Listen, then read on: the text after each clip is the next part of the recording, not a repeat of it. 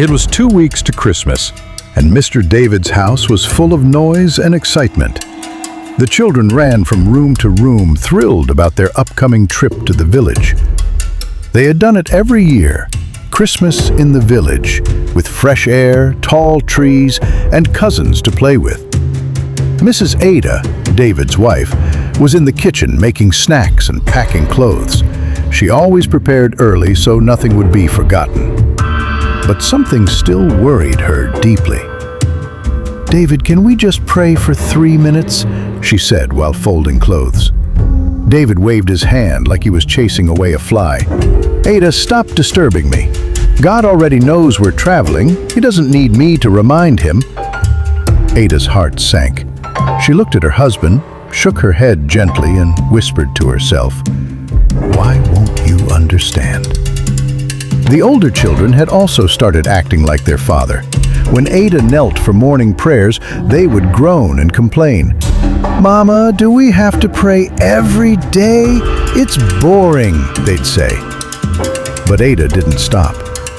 Every day she prayed alone, for a husband, her children, and their safety. Deep inside, she wished David would join her, even just once.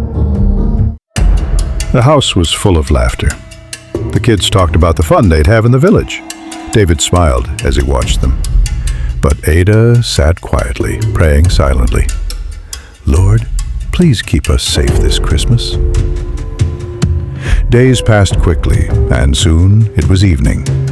David was driving home from work, his mind busy with travel plans. As he turned a corner, he saw an old woman by the roadside, waving for help. He slowed down and rolled down the window. "Mama, where are you going?" "I'm going just down the next street," she replied, holding a small basket. David let her in. They drove in silence until she cleared her throat. "My son," she said softly, "please don't be angry, but you must not travel to your village this Christmas.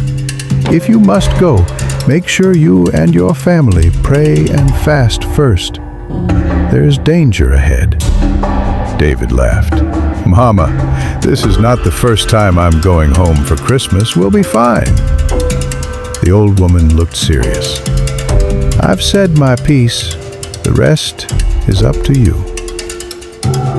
When they reached her stop, she stepped out and turned to him one last time. "Pray and fast if you must go." David smiled and waved her off. "Thank you, Mama."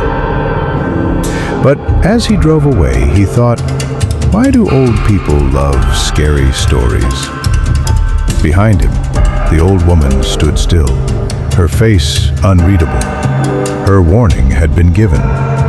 What happened next was no longer in her hands.